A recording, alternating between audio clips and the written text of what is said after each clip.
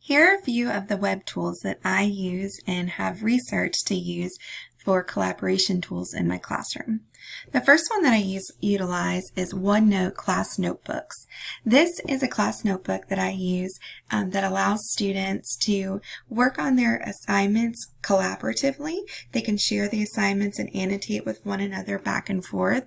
They can also store things in their content library and collaboration space in order to collaborate.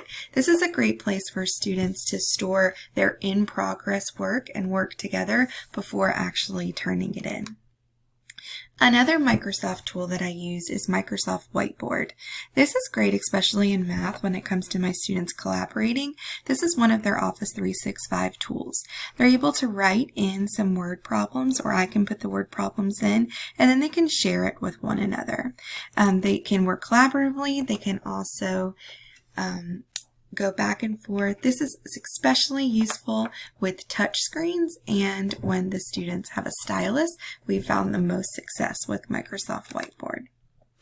Padlet is another collaboration tool that I like to use. This is one that my students completed recently. This was all about constructive and destructive forces, where the students were locating different constructive and destructive forces from around the world, and then they created a Padlet so they could show each other all of the different things that they were researching. So it's a good way to use when you are jigsawing an assignment or having the students build knowledge. The last one that I chose was VoiceThread. VoiceThread is an awesome site where you can have conversations about media.